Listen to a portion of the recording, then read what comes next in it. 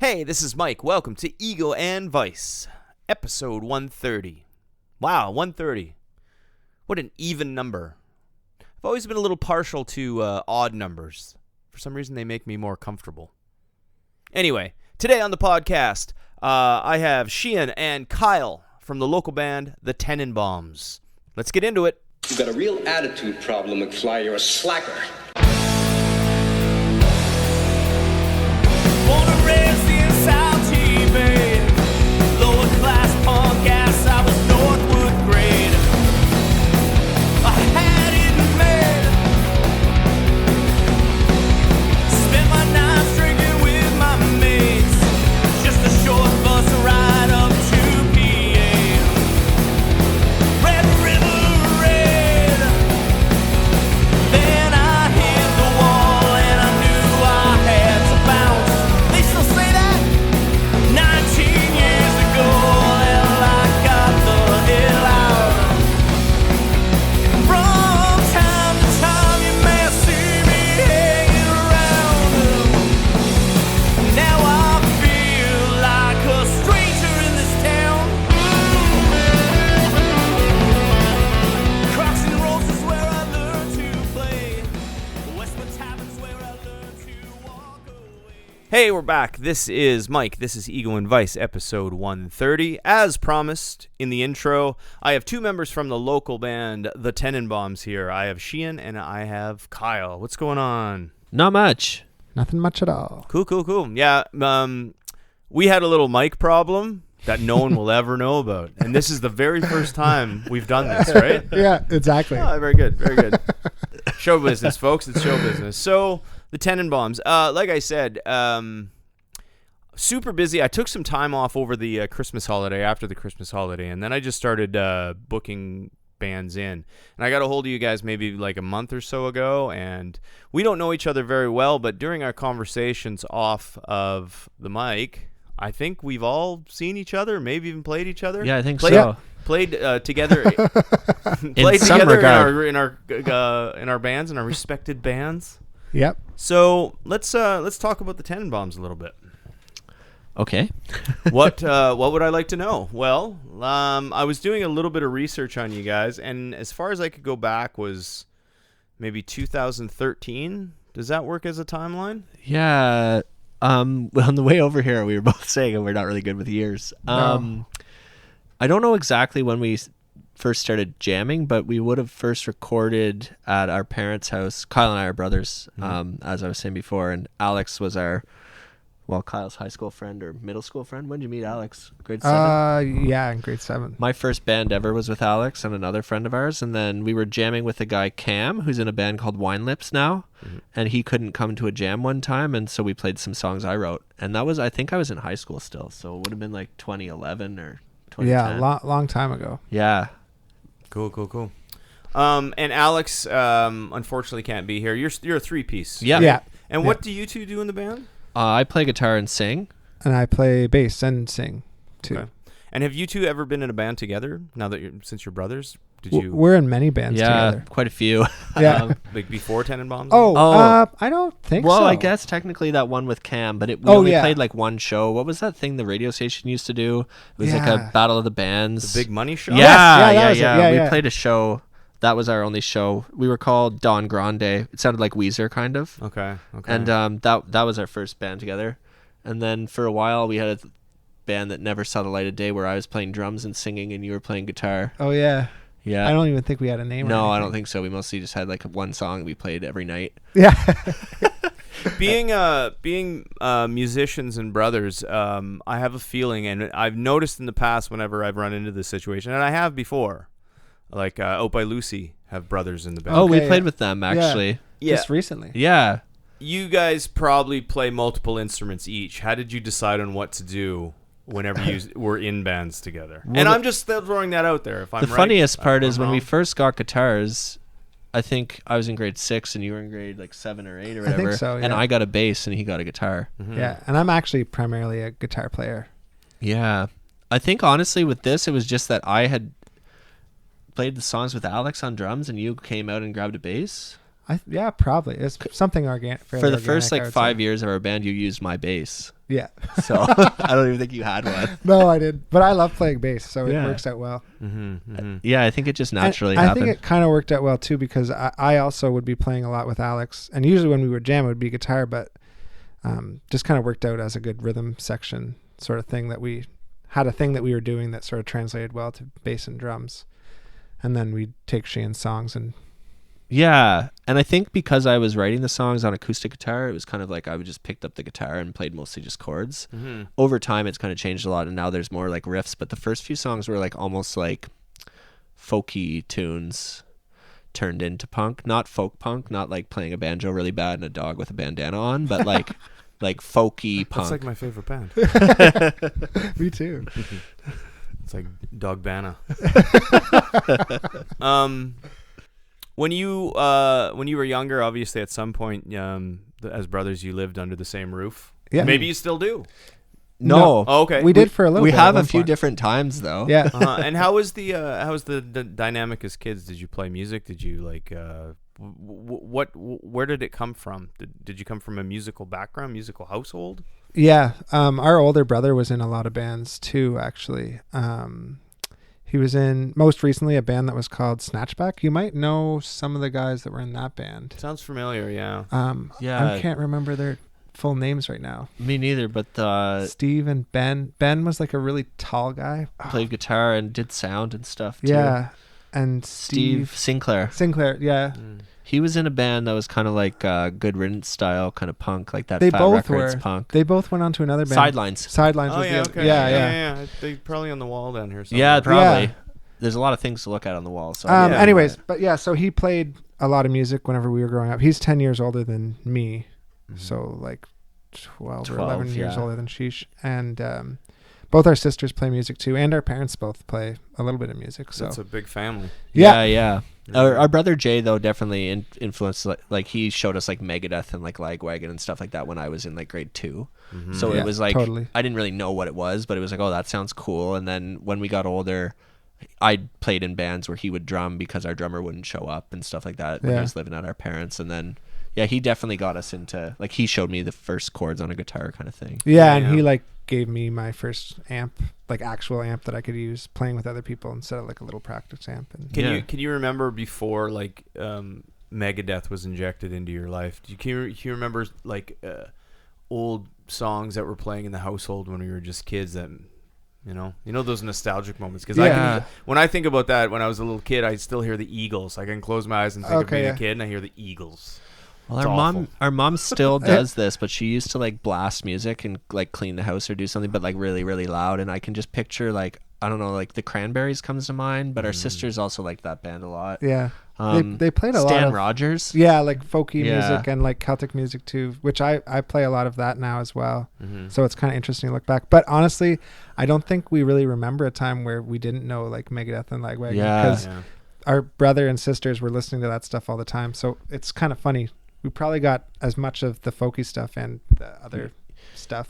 I think that's definitely like I don't want to call it like a common thread, but it's a natural thing because when I was a kid, I have an older sister, and I just listened to what she listened to. 'cause Yeah. I Yeah, thought that was exactly. the thing, and then you eventually kind of branch off and you find your own path. Yeah, Yeah. for sure. But some of that music to me, I remember like Corey Hart. She used to love like the old Canadian Okay. Corey Oh, yeah. Hart and Brian Adams and Yeah. like Platinum Blonde and Yeah, Honeymoon okay, yeah. Suite and that stuff. I still listen to that stuff. I think there was a time in my life where I was like, I don't listen to that. But crap. you did. But deep down inside, that's like the roots of where it Yeah, all started, totally, right? totally. So Yeah, I mean, our parents were like definitely into like the kind of like folk revival-y kind of stuff, but then our dad got like really into like he's a pretty big music lover. Like he had this like Delta blues phase where he was like Yeah. obsessed with the blues, and then like yeah, he's kind of gone through phases that he I got him listening to the Weaker Thans and he really liked them. But our parents were kind of more into that stuff, but like they've come out to our shows and they like, our mom saw the Ramones. wow, Yeah. cool. She showed me the Clash. I remember like talking to our brother Jay about like Lagwagon and all these bands, and my mom was like, well, if you like those, you should listen to this old stuff like the Sex Pistols and stuff. Yeah, yeah. And it's kind of like a reverse of how most people would do it.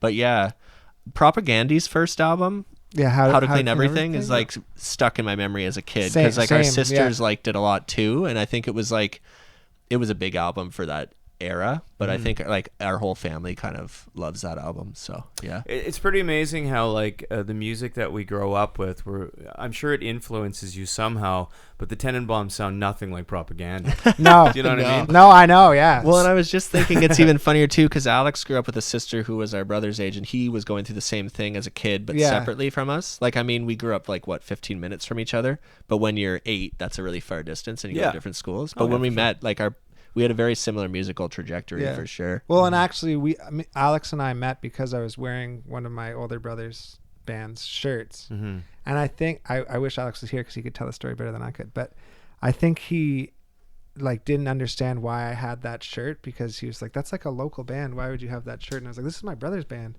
And I think he actually got mad at me or something because he was trying to be cool or something. And he continues to get mad at you to this day. Yeah. But it is just so funny. Like, yeah, our older siblings were friends and hung out in the same circles, and then we became friends and like are still really good friends. Are today, you from Ottawa? Oh, we're from Winchester. Like south of here, like 45 Yeah. minutes. Yeah. The not the GTA, the GOA, The Greater Ottawa the area. Greater Ottawa area. exactly. Yeah, it's Yep. funny. I was like, as I was listening to your podcast and looking at all the bands that were on there that have come recently, it's like we've never really been in Ottawa collectively. Alex has never lived in Ottawa, No, has he? no. No. He lives in Renfrew now, or like Arnprior, and I live in Perth, and then Kyle's still in Ottawa. So for a long time, I was in Kingston, and we kind of just would get together and play, but we've never really been like an actually localized band ever. Do you consider yourself an Ottawa band? I would say so. Yeah, like that's I kind of the think so, scene that we yeah. fell into That's most kinda when we like were playing. your working city. Yeah, Yeah. when we were playing at our most, we would play Ottawa shows. Would be our local shows for sure. But Cool. we did play in Kingston quite a bit when you were Yeah. going there too. Yeah, for sure. Yeah. So Tenenbaums, around you said 2011, 2012 started kind of putting some stuff together, started jamming a bit. It's a 3-piece now. Yeah, Yeah. always has. Has been. it? Are you the core? You and Alex always been like you're the same members for the Yeah. last 11 years, 12 years? Yeah, Yeah. yeah. Something crazy. Yeah. I don't See, even understand. An that. unknowable amount of time. Yeah. I think that's awesome, and you guys still get along. Well, you're brothers. You're not getting rid of each other, so No. I guess Alex has to put up with you two. Yeah, that's general consensus. That's the Yeah. story. Yeah. Does he ever feel like overpowered? I don't know about overpowered, but he gets annoyed. He gets annoyed, but actually not as much anymore. Whenever we were younger, and And we used to do a lot more like out of town shows and like spend the whole weekend together, and he Yeah. would definitely spend some time without us. I know. Do you remember your very first show in front of like people? like playing, playing? like an Oh, like an actual at the Tenenbaums. I mean, Actually- as the 3-piece band, actually playing your very first. Our first gig. show ever, Alex's cousin did like a comedy Oh, thing. yeah. We booked a show, I think, and this was kind of like a thing that led into us being like, oh, we could do this as a practice. But his cousin was a comedian, or is a comedian, or filmmaker. I don't know what he's doing still. I haven't Keith. seen him in a long Shout time. out to Keith. Keith He's a cool guy. Watermelon. Yeah, he's really cool. But he had us come like kind of do like almost like a late night show-esque thing where he had like this show he ran, and then Yeah, we it played was- at the end. It was really cool. It was like a talk show. And it was in Montreal, and so we felt really yeah. cool. Yeah, we felt really cool. Your first gig was on the road. Yeah, Yeah. And it was funny because it was at this bar. Actually, it's one of the Pooza bars. I can't remember what it's even called, but Me neither. they ended up like closing the bar and letting us stay there after and hang out with all these people. And I was like just out of high school. It was pretty sweet. But I remember the show less than I remember the experience. I don't remember how the show actually went. I don't but remember it was fun. either. Yeah. And I think we played the open mic at that bar out on is it on Greenbank? The Brass Monkey. Yeah. Oh yeah. That I one. don't even remember We that. That was played like probably in the early stages of the Brass. Well, maybe not even that. 12 years ago. It's been around for quite a while. Yeah, they had like an open mic, but you could actually play like proper instruments like drums and stuff. Gotcha. I don't know if they still do that or if that was a one-time thing, but you know, most typical open mics, it's like acoustic or like maybe like Yeah, for sure. You go up there, you bring your own guitar. Yeah. Maybe they have a house guitar or something. Yeah. It's usually Yeah. just kind of that acoustic act. Speaking of the Big Money Shot, that was a contest put on by Live 88.5, the Yes. radio station. Yeah. That radio station used to have the Live Lounge downtown. Yeah. Yes, They had yeah. their own bar, and they had an open mic called the Electric Frying Pan, which coincidentally I actually hosted for 2 years. Oh, well, I But- think that's actually what we did. Yeah, maybe Oh, that's what we did. But they Yeah. had the full capacity to. You wanted to go up and jam with your band, you could. There was a kit. There was Yeah. See, I think that might have been that what might we did. that might have been what we actually did. It was the because electric. Do you remember, this is probably a long shot, but what like night of the week that would have been? It was like Thursdays. Because I seem to remember it wasn't a weeknight that we went, because we drove in from Winchester. Yeah. Anyways, but yeah, you could get it recorded, you could get it filmed. Yeah, I'm pretty sure that's what we did. That's what we did. And we played our 2 songs, and it was like a kind of, like I said, the band was kind of like Weezer-esque. But yeah, Cam, our buddy, is still playing a lot of music, and I was in a bunch of bands with him. And yeah, we always were like into like the Fat Records kind of stuff. Sure. So it had like that kind of punkiness to it, but it definitely was more like, I guess, what you would call indie rock or something. Yeah. Yeah. I don't really remember. I think we only had like 2 songs. Yeah. Maybe 3. Okay. Did those 2 songs make the original EP called the self-titled EP in 2013? No, so the songs we'd written with Cam, he took and he started a band called Old CD, which we actually ended up playing a lot of shows with over the years, and his songs got translated to that.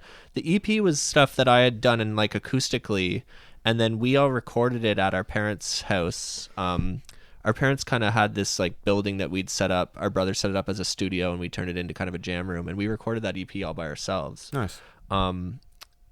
Yeah. Yeah. I don't really remember. Like, me neither. I remember it was like 6 a.m. and we made Alex do another take, or he might have asked to. I don't know, but we did it all in one night, and I don't really remember what songs are even on it, to be honest with you. I'm sure you go through that, but like stuff like, it's hard to listen to music you made like 10 years later. Yeah. Well, if you're by yourself and it's you know what I mean? Yeah. You'll put it Headphones on and you'll yeah. have like fuzzy memories or you'll yeah. But I get it. I couldn't even tell you what songs are on it. But it's part of the catalog. I did a little bit of research on you guys. Yeah. I tried my best. Thank you. Yeah, no, just you're doing great. for what I can do.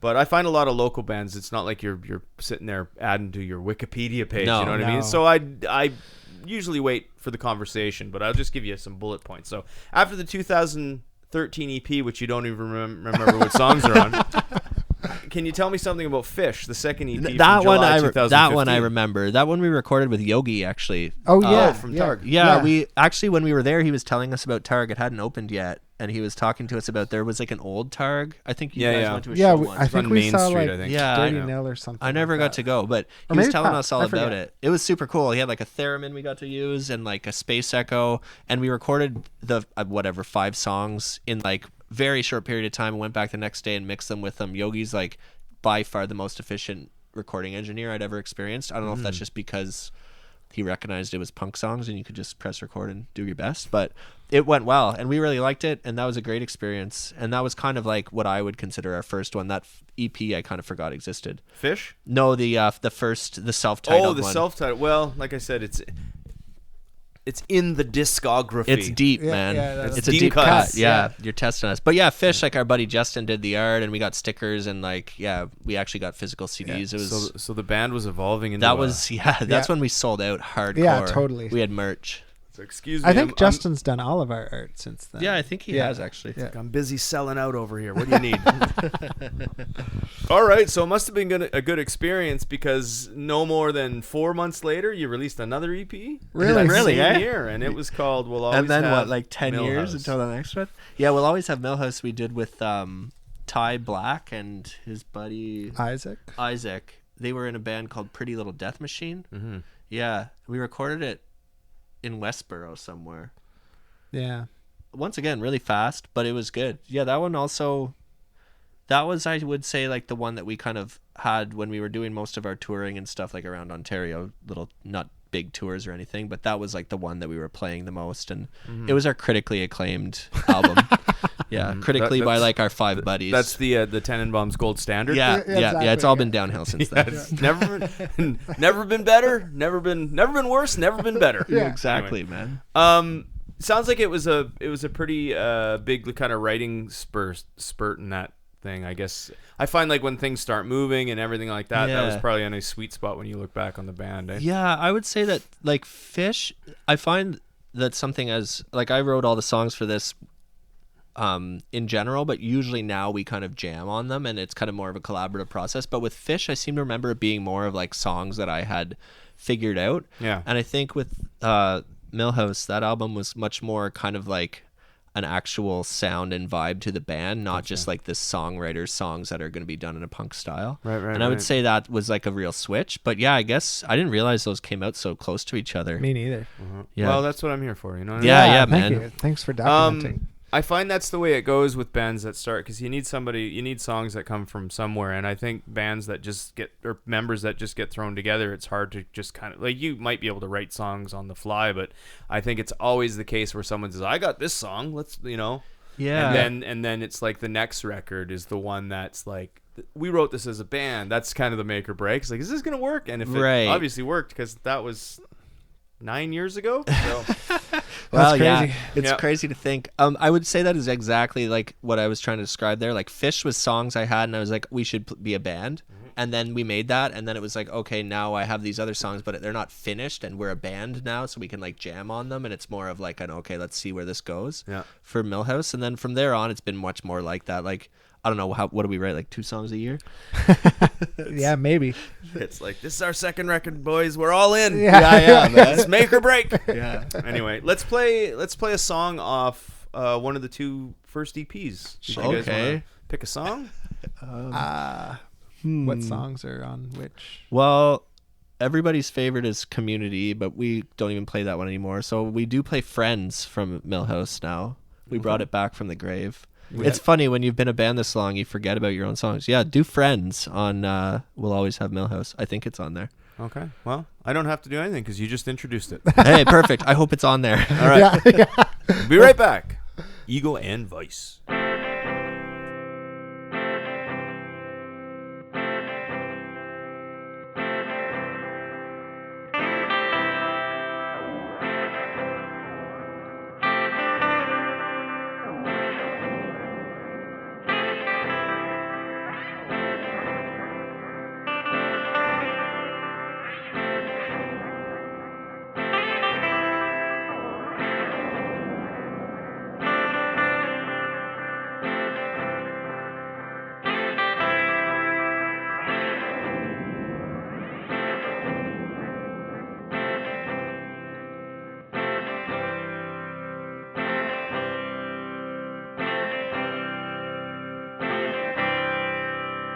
Friends are waiting just outside. They honk their horn, they flash their lights. What's the use in trying? It's too goddamn cold tonight. You got that superficial way, always trying out things to say before you reach your moment, before you even reach your day. You keep trying to turn back time again, trouble in my mind, and then fate comes walking through your door 1,000 times before it's time to go to bed. All the birds and all the bees, all those flowers, all those trees, they don't care to see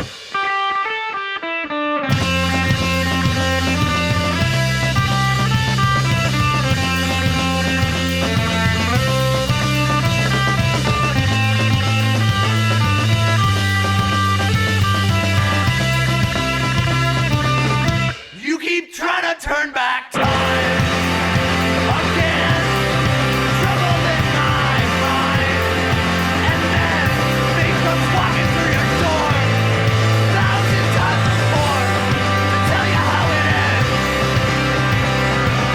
ends. You keep trying to turn back time again, trouble in my mind, and then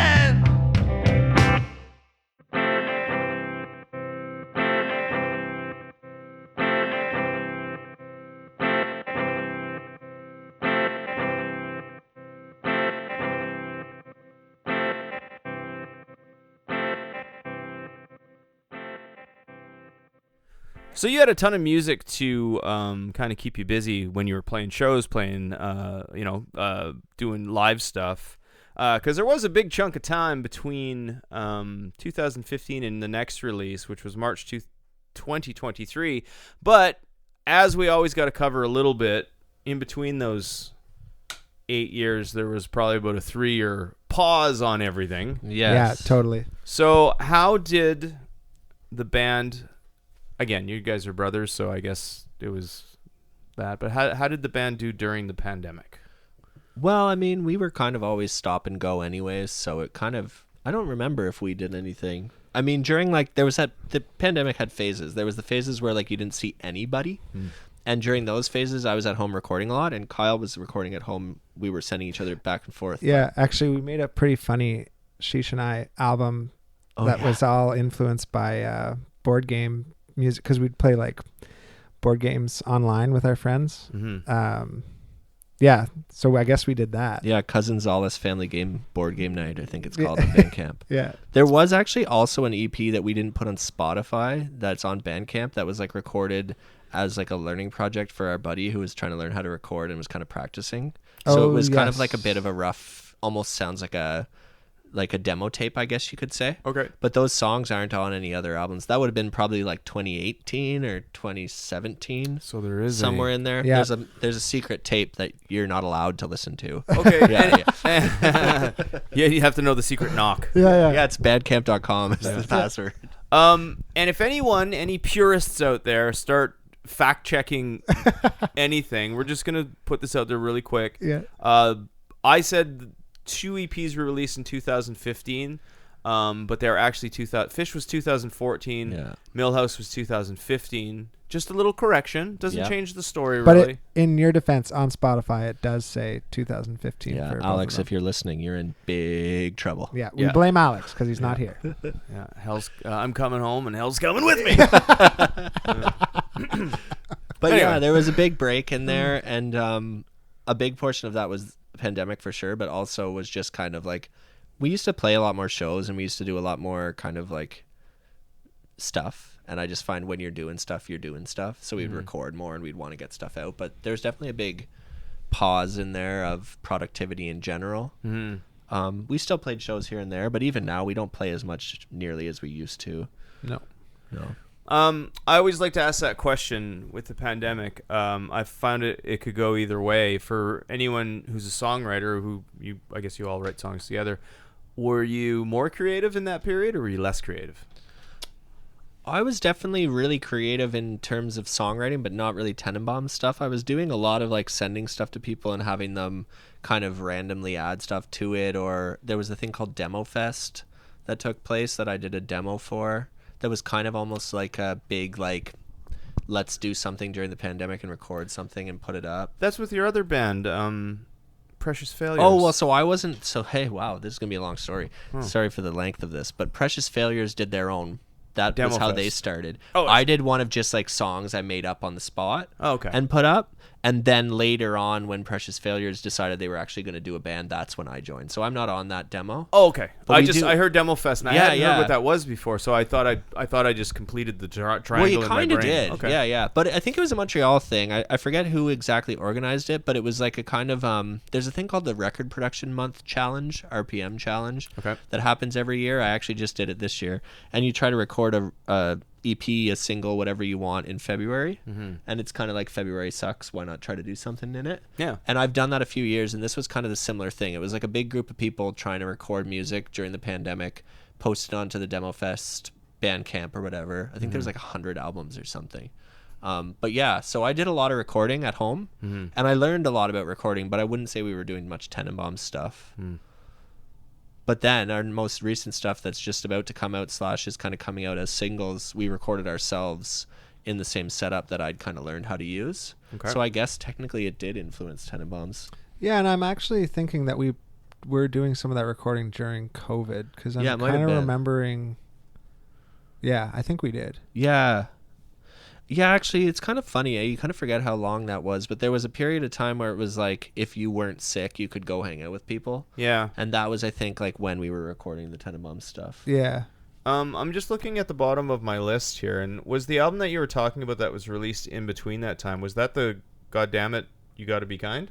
Yeah. Yeah, I think so. Okay, yeah. so it was at the 2020? bottom. I guess I saw it afterwards. Yeah. So there it is. That would have been okay. Actually, you know what? That was recorded, and we were kind of sitting on it, and we decided we were going to do like a release and everything, and then COVID, so we just put it out. So that would make sense. 2020. Okay, yeah, that should be right there. That's why it looks like there's such a big gap there. Well, but I don't. Again, I think that's not on Spotify. No, I think it's only on Bandcamp. It might be on Spotify. That I founded that on Spotify. Oh, okay. Oh, okay. Jeez, I man. didn't check Bandcamp. Okay. Yeah. No. Anyway, We clearly know a lot about our music. yeah. We're the great guys to have on a podcast. it's like if you listen to this podcast backwards, it'll all make sense. Okay, so now we're into kind of modern times. Band is going strong. Pandemic is in the rear view. That stage of the pandemic is in the rear view. Who knows what the future holds? But you start writing and releasing music again as singles, you said. Speak 3. Speak ill of the Academy. Oh, I screwed it up. Yeah, that's actually funny.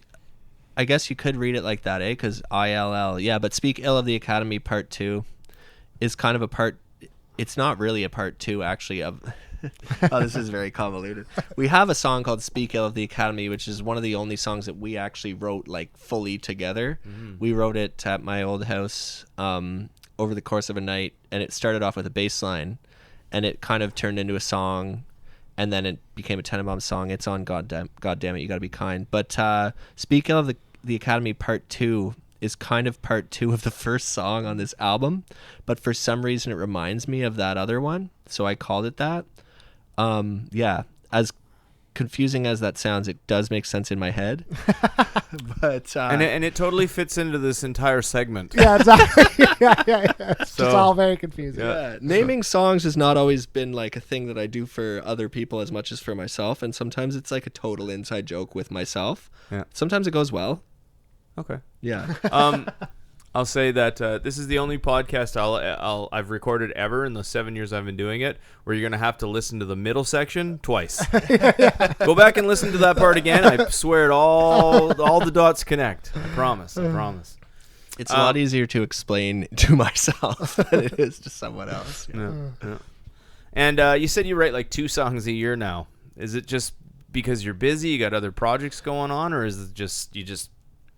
Yeah, a little bit of column A, a little bit of column B. I mean, so Kyle and I play in a band together called Duck Toys. That's just like an improv project that's just guitar looping and some synths and stuff. We were just recording yesterday, 2 days ago? 2 days ago. At my house, and that's something that we kind of started doing. And then also we've done some folky stuff where it's songs I've written that are totally different, with like we had a guy playing pedal steel at one point, and we're going to hopefully do that again, and Alex is going to play some drums on it. And then Kyle plays in like 100 bands, much different than the Rich Chris style, as heard on your previous podcast, plug episode 129, I think it was. 129. Rich Chris, good guy. But yeah, Kyle does music like professionally. I mean, he can tell you about that. Wow. And then we also live far away from each other. So yeah, I guess it's a little bit of everything.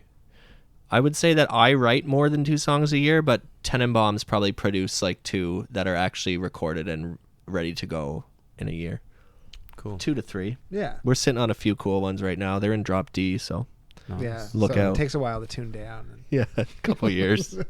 How do you feel about like new material? Would you be happy if Tenenbaums never recorded another song and you just played off your back catalog, or do you feel like a band should always be writing new stuff? Especially when you're in so many other projects, like... Yeah, I think we just will, because it's what we just do that. Mm-hmm. Yeah, I would say that, like, to be honest with you, I would be happy if all we did was record songs. We don't really play much anymore live, but we do get together and jam and like think of new ideas and record a lot on our own now. And I think that honestly, all 3 of us are probably just as happy doing that as we are playing a show. Playing shows is obviously fun. Yeah, I think we did go through a phase maybe around 2015 or whatever, where we were playing. Well, Alex and I were in another band at the same time as well, and we were playing like almost every weekend, like not just in Ottawa, although sometimes it felt like it was just in Ottawa. But I think we kind of just got used to the whole like playing show, which is really fun, and we still really do like doing. But I know Alex was talking about like he wants to do something that's like play a sort of a space that we haven't kind of played before, like a skate park or something like. Well, actually, we did play a skate park. At one point. But like a house show or like anything. yeah, like something that's like, I don't know. Have you ever heard of the Womb? That's Yeah, well, one Alex keeps telling us. Yeah. We were talking about maybe releasing, or Yeah. we haven't reached out to them. So My really good friend Sarah Gott, she is the proprietor. yeah. She was in Goat for about 3 years. Oh, Like, okay. I've known her Cool. I've known her forever. She's in that band Wet for Days. Yeah. Yeah. Yeah. And I've seen the womb. I've seen Yeah. it like popping up.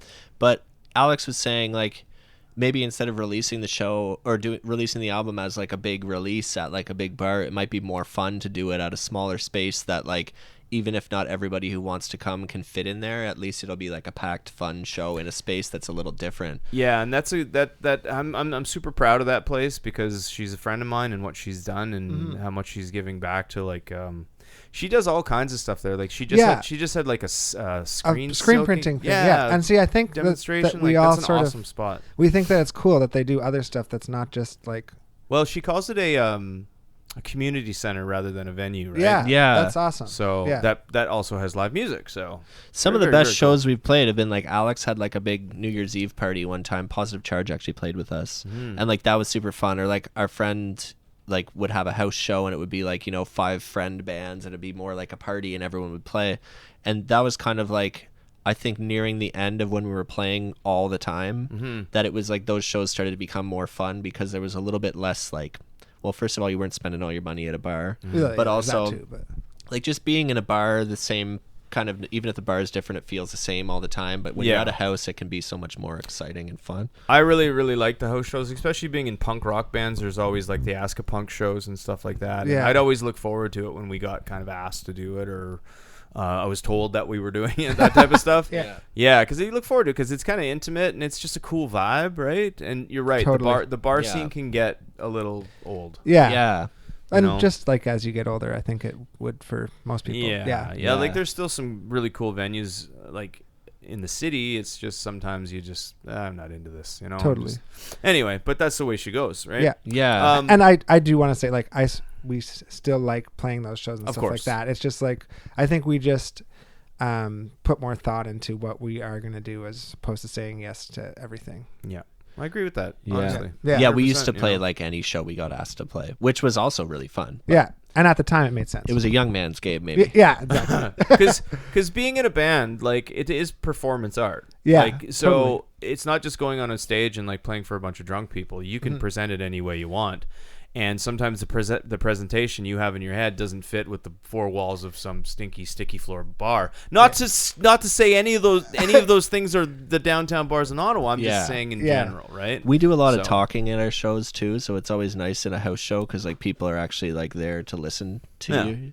At a big show in a bar, it kind of feels like sometimes you're just like yelling into the void. Well, And sometimes you are because they're like, "Why the hell are you still talking? Play a song." And yeah, that's or my problem. 40% of the people aren't there to see the band, right? Exactly. They're just there Yeah, to shoot the shit with their friends. Which yeah, is which is background also noise, right? cool, So- I guess. Hey but man, yeah. you can do what you want. It's Yeah. it's the nightlife, but I get what you're coming from, and I agree with that. I think it's cool, and if this is all leading to promote the Womb a little bit more, or places like the Womb, Exactly. support local, even when it's super DIY local like that. Yeah, and That's I think always like been my goal. it is cool to see places like Saw though still like I mean Saw's gone through many since I was a kid like many variations of like I remember it being kind of like bigger shows at one point, then it was like just an art space, and then it was like nothing for a long time. And it's cool that they're back doing shows, but there's a lot of venues in Ottawa like Pressed that are gone or like Yeah, have come and Gladstone. gone.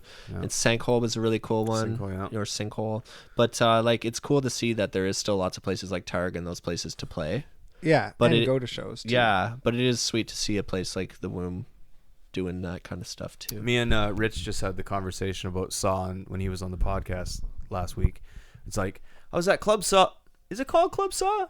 He's like, I think it's Saw Center? Or Saw Gallery. Saw think it's Saw Gallery? Like, we Gallery, couldn't. yeah. And I actually said that. I've said I've been through so many iterations or like levels of Saw. I don't even know what to call it anymore. Yeah, no, it's for like sure. the Corral Center or whatever it's called. That's what I said yeah, too. yeah. Yeah, Okay, yeah, yeah, that's the Yeah, I right. was like, yeah, I yeah. still call it the Corral Center. Yeah, me too. What is it Palladium called? or It's the Canadian Canadian Tire Tire Center. Oh, Center. okay, right. But yeah, I think Ottawa actually does have a lot of like vastly different places to play. Like, I mean, the Rainbow versus Avant-Garde versus Targ versus somewhere like the Womb. It's pretty, there's quite a few choices, but Yeah, it definitely has its pillars, like what holds the city up, like the Rainbow and Saw and those kind of places. But Yeah, there's other places. There used to be lots of places to play in Ottawa, but unfortunately it's shrunken a little bit. But the key ones are still there. I'm still kind of bummed about Zaphod's. Yeah. But that's fine. Yeah, the reason I ask about that is that I guess there's some people that like to record music and some people that love to play music. And I used to be full on stage. I loved being on stage. I loved performing. I loved the energy and everything about it. And now I'm really more into the recording of stuff. I love even when I'm recording, like I just recorded a Goat record, and I actually went to my friend's studio and we did it. And I still love sitting there, even though I've heard it 1,000 times demoed on my stuff. I love sitting there and listening to like pre-mixed tracking and just being there. It is. You know what I mean? Yeah, It's just I love the process of creating music. Yeah. Totally. It's almost as exciting, if not more exciting, than jumping on stage sometimes. yeah, absolutely. And since we've started recording ourselves, it's been really fun because we can kind of mess around with it and we can add stuff to it and do overdubs and stuff. I would say I still enjoy playing the shows, but getting to the shows and hyping myself up to get there takes a lot more. I used to be like, all week I'd be like, oh man, I can't wait for the show. And now I'm kind of more like, okay, we got this show coming. But once I get there, I'm excited for it. But yeah, it's a little bit harder to get up on the stage and I agree. be excited. But once you're doing it, it's always fun. Yeah, I have one of those things like before the shows. I do some acoustic stuff now, and I'm in another band called the Riptides and stuff. But Oh, you're in the Riptides? yeah, Oh, cool. We can talk about that afterwards, though. Fair. Yeah, where it's like what you said, where you're just kind of like, oh yeah, that show, okay, this gonna be fun. And then when you're at the show, I'm like, what am I even doing here? Like, why am I doing this? Why do I still do this? Yeah. Then I get up and I'm great. Yeah, You know, exactly. but you have that Totally. moment. But I quit drinking 2.5 years ago, and that was a big part of the whole social thing. Yeah. And I now can it's like I imagine. don't even like being in the Yeah. space. I can imagine it would be hard. Yeah. Yeah. So anyway, it's not being in the bar; it's being around Yeah. as people get drunker. Yeah. Then it's like that. Okay, it's time for me to go because this is not. It's working kind of anymore. funny. Like, there's nothing wrong with that, but it's just, sometimes you end up being like the sober driver or whatever. No. And it totally turns into like a weird, like, I don't know how to describe it, but almost like you're at like a Legion or like the one bar in town that has alcohol, and it just like everything seems so. It's like when you go in a bar where the lights are on. You know what I mean? And you're like, oh, this is just this normal four walls. It's like, just a room. yeah, this is just a room. Why does it seem so different whenever? But anyways, Yes, it's a very different when you're not in the mix of it all. yeah, It's very different observing it, right? totally, Yeah, for sure. And exactly. those endless conversations that they've told you the same thing 4 times and they're like kind of spitting on you, Yeah, and yeah. it's just like that was me. Those were good times. yeah. Not I anymore. used to Not so spit much on my anymore. buddies. Not so much anymore. Anyway. Yeah. Okay, so why don't we play one of the newer songs, because we have songs from Speak Ill of the Academy Part 2. We have two more singles that came out April 5th and April 28th of 2023. Classical Axe. Classical ass. Classical Ass. Damn it, God damn. Man, yeah, your research is good, but your writing is poor. I'm falling apart here. I'm falling apart. It all comes out in the wash, though, my friends. Yeah. And then we have the latest. I I don't know what order they came out, but Fun and Fancy Free. Yeah, Fun and Fancy Free. Those 3 singles are going to be on an EP that's all planned and ready to go. We don't know when we're going to release it. But yeah, I guess which one do you want to hear? Oh, Do you even know which one is which? I There's kind of a running gag that Kyle doesn't know the names of any of the songs. It's not really a gag as much as it's just true. Do Classical Ass. It's a nice slow burn. that's the one that I know what it is, and Yeah. it kind of relates to what we. Yeah, were just actually, talking it's about. kind of all about growing up in Winchester and hanging out with people who are drunks and being one. Cool. What a great segue then. Yeah. right? That we did. Exactly. Yeah. All right. This is Classical Ass by the Tenenbaums. This is Ego and Vice.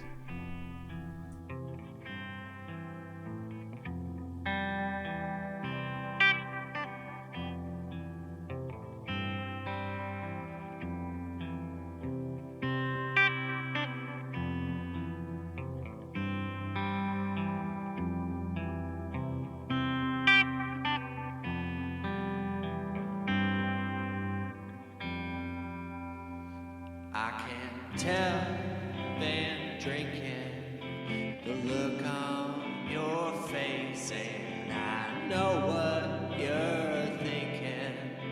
It's always the same, ain't embarrassing for me, but you haven't noticed yet. Trying so hard, you're dropping your cigarettes.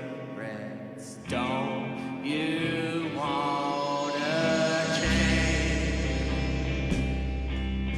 You tell me it's different. It looks just the same. No, I was once like them. Nothing could happen past 4 a.m. It's a bad time.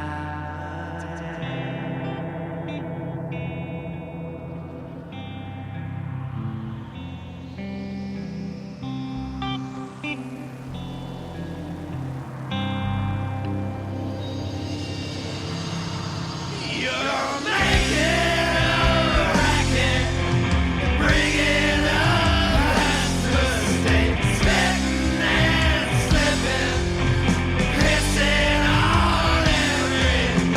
Bullets for trying, but I can't give up just yet.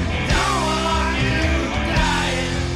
There's nothing I can pass it. Don't you wanna change? Tell me it's different. It looks just the same. You know I was just like them. Nothing good happened. No, past 4 a.m. It's a bad time of day.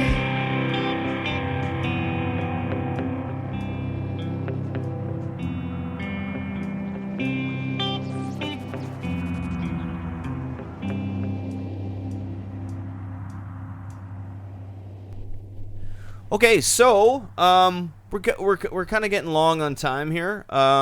What do the Tenenbaums have coming up? What's going on? Oh man. Well, that album will come out album. eventually. Yeah, we're thinking sometime in this year. That's about all we can say for now. I get it. I know how that works. Yeah. Absolutely. Any shows coming up in the next little while? Or you just no, it's too bad you had to nothing. miss that other one. Yeah, we Yeah. had that one, and then we're thinking about a release show at some point soon. And if we got asked to do something cool, we might do it. But as of now, nothing really. No. Cool. Right on.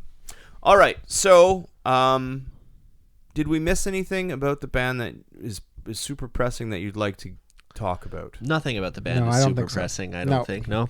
All right. I like that. That's cool. You can't take yourselves too seriously. It's all for fun. We folks. do not. Okay, so I have a game, or Ego and Vice. Whenever someone comes on Ego and Vice, we play a game. It's called 13 Questions with the Band. I always ask the consent of the band prior to partaking in the game. Do I have the consent of the Tenenbaums? 2/3. Yeah, I guess so. Yeah. All right, Alex, this one's for you. Time for 13 questions with the band. Yes, this segment's back again. It's called 13 questions, but I only asked 6, maybe 5. Okay, we're back. Okay, this is 13 Questions with the Band.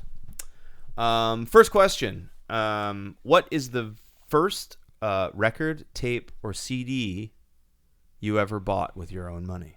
And each of you can answer. I remember that. I don't know who bought it, but one of us bought Weezer's Blue album, and then we both really liked it. I think we got a Foo Fighters album the same day. Yeah. I think you. But got, that might have been like we would have been pretty young.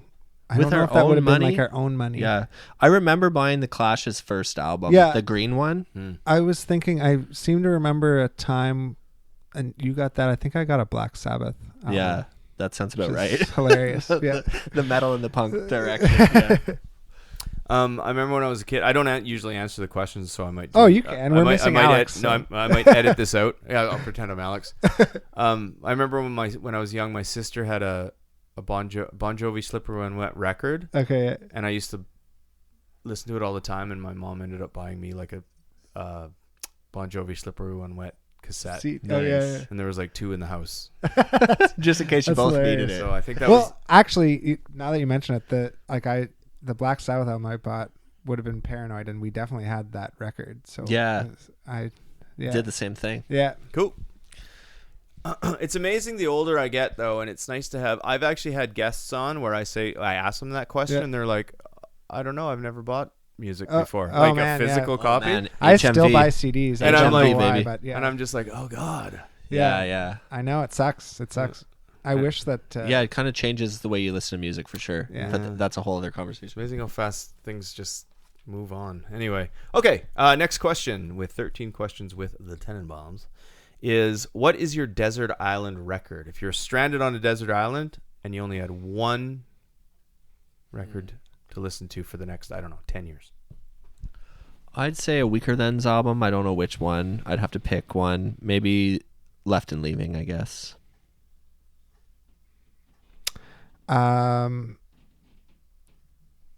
I don't know. Maybe this is gonna be. There's this Ahmad Jamal is a jazz piano player. Ahmad Jamal Trio live at Pershing, I think it's called. I guess I would pick that right now, but I don't know. I don't know. You know what? That reminds me now. We didn't talk about your Yep. your professional music playing. Yep. He's a jazz man. Yeah. I mean, there's not too much to say. Just mostly he's a Yeah. jazz man. I play a lot of styles of music. Jazz is one of them. I play Celtic music too. I don't know. There's not a lot to. Sorry, that was my fault. I was petting him. That's okay. I don't know. There's not a lot to say, and the podcast is. Okay. Anyway, Yeah, I just didn't want it to go unappreciated. No, yeah, hey, that's no problem. Okay. He's a jazzman. Yes, he is. I am. Okay. Very good. But that's a really good album if anyone wants to expand their listening into the jazz area. It's really listenable. Especially on a desert island. Yeah, exactly. It is. Well, that's why I'm thinking. It's like I would never get sick of it. So it's a good album. That's There you go. that's a new one for this question. So Yeah, thank there you. you go. Thank No you. problem. Thank No you very problem. much. Thank you for injecting a little maturity into the podcast. Sure. Yeah. Appreciate that. Okay. Next question is what should we do here? Oh, what was the first live concert you ever saw? Well, I was just talking to our mom about this, and she thought that I might be wrong, and it's hard to remember. But I remember our older sister's ex-boyfriend took us to see Metallica Oh yeah. with our buddy Todd, Yeah. and it was during the Saint Anger years. Oh, During yeah. Metallica's greatest time. It was a weird experience because I don't even think we were particularly into Metallica. I think our he sister's wanted to go boyfriend was more, more yeah. into it than us. But And Godsmack opened. yeah. It was They're a weird. terrible band. Yeah. well, you go for the presentation, so Yeah. it's like Yeah. wow. Yeah, exactly. Yeah, they played on like a circular stage in the But middle of the. I think we might have went to Alice Cooper Oh, okay, that because might I be think what there Mom was was a thing talking where about. Mom was like, that was one of the first shows she went to.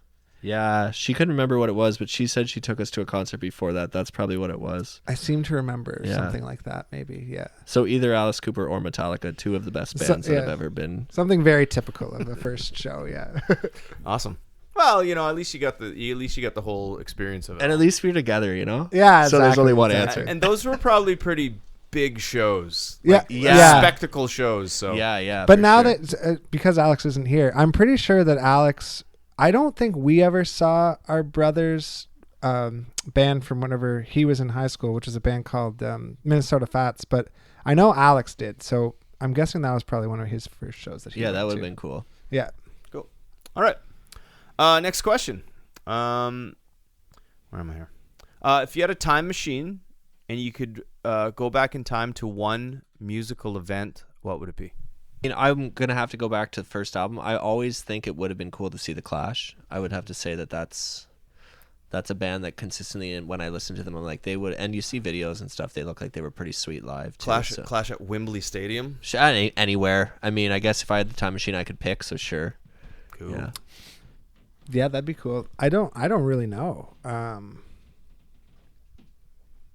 I don't know. Just say same. Same. Yeah. The Elliott same. Smith would be cool to see too. Yeah. Anyways, I'll pick. You'll go to The Clash. I'll go to Elliott Sure. Smith. Yeah. Cool.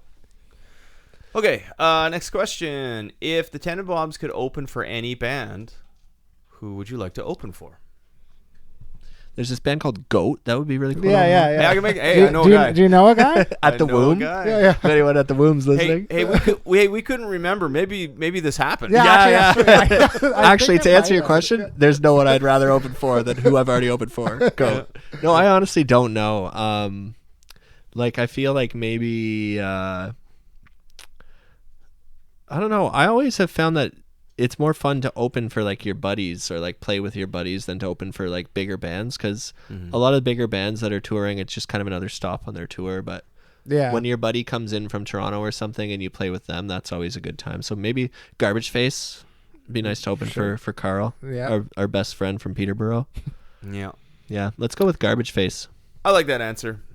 It's not always about the money, the ticket master No. selling, blasting. Anyway, I appreciate that answer, actually. Support the local, my friends, even the Torontonians. Well, he's from Peterborough and he's proud of it. So I respect Peterborough. I've played Peterborough many times. I have friends in Peterborough. yeah, doesn't everybody? It's I just think a so. beautiful place. Yeah, it's a great place. Yeah, it's like the nucleus of Canada. Anyway, where Thunder Bay is the anus of Canada, Peterborough is the heartbeat. Okay, let's say that. Okay, if you could have a drink or a meal, I guess, with any musician or anybody, let's say that. If you could have a drink or a meal with anybody, alive or dead, who would it be? Like a inspiration or a, I won't say hero, but someone who inspires you. Yeah, I'm not sure. Maybe Garbage Face again. It's been a while. Now he's on my mind. I guess you're thinking historical figure. You can be anybody you want. You take this one. Oh, I don't know. Someone who's a good cook or something. like that. Probably be a good Anthony idea. Bourdain, I guess. Oh, that'd Was be he great. was he a good cook? I don't know. He knows good food. No, he was a great chef. Oh, He- okay. You ever read his book? No. Oh, it's amazing. I'd assume- Crazy stories. What a life. Yeah, I know that. Kitchen That's great. Confidential. If you ever find it. Yeah, Anthony I've Bourdain, heard. Okay. It's an easy read, but it's just like, what? This couldn't have happened. Okay, It happened, crazy. though. Yeah. So maybe, yeah, Yeah, sure. him. And the food would probably be just Amazing. awesome. Yeah. Absolutely amazing. There we go. Okay, now the reason I call this 13 questions with the band is not because there's 13 questions. It's because I have 13 questions and I choose from them. So Okay. we'd be here all night if I asked you all 13. So this is the last question. Especially how long it takes us to answer Yes, that this is question. the thought-provoking. Yeah, we're going speed We round. can't and even answer any of them. We're going speed round, and all of a sudden we find out he's a jazzman. Yeah, exactly. You know what I mean? He's So playing too many notes. the final question that I ask at the end of 13 questions with the band is, who are the Tenenbaums? Oh. Like, as people? I don't know. You can take just that our any way you names. want. Well, we're a band. That's one thing. No, we've been playing music together since like we were kids. So yeah, it's kind of funny. Alex and I were just talking about, I don't even remember this, but Alex told me that at one point he told me he was going to quit the band because we were playing a bunch of shows and I guess I wasn't taking it very seriously. And I was like, well, if you quit, we're just not going to be a band anymore. And he was like, oh, okay, I guess I won't quit then. So I don't even remember that. No, I don't remember it. So that's a sign of he probably was right. I probably wasn't taking it very seriously. But yeah, so I guess we're a band and we probably always will be. Mm-hmm. Even if we don't do anything. It's cool to see how it changes and progresses over time. Yeah. It's And maybe interesting. we'll release this album. I think we're gonna do that. We should call it Who Are the Tenenbaums? actually. See? Anyway, thank you so much for being on Ego and Vice. It was a good conversation. I really enjoyed myself. Us too. I yeah, wish man. Thank you for having us. Hey, anytime. I wish you nothing but the best in the future. Thanks. Thank you. You too. And if you're going to stay together forever, I'll check you like 20 years down the road and see how many two-year songs you have. Yeah, Yeah, there you yeah. go. Well, by the time we're 95, we should have an album ready. Yeah, Nice. I think so. And you should get Alex on sometime. I'm sure. Yeah, he'd have love to. Alex Yeah. on by himself. He'll probably be a much more interesting podcast. That's all right. All right. Well, thanks again, and all the best. Thanks, man. Thank you.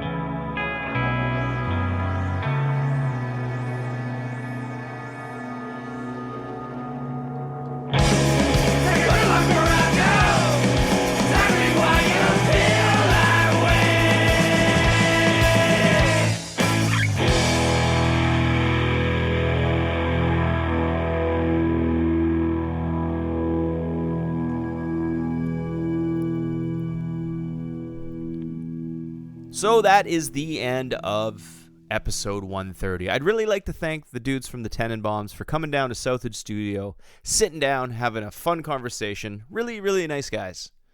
And check them out, because definitely worth your time. If you want to check out Ego and Vice, or if you want to talk to me, you can always reach me at egoandvice@gmail.com. If you want to listen to the podcast, the best place to start is the website, egoandvicepodcast.com. It is the HQ, it is the hub, it is the home base, it is my fortress of solitude. It will have a link to anywhere you need to go, anywhere you've been, and anywhere you currently are. Remember, wherever you go, there you are. Anyway, that's it. We'll see you next week. Bye. You've got a real attitude problem, McFly. You're a slacker. Wanna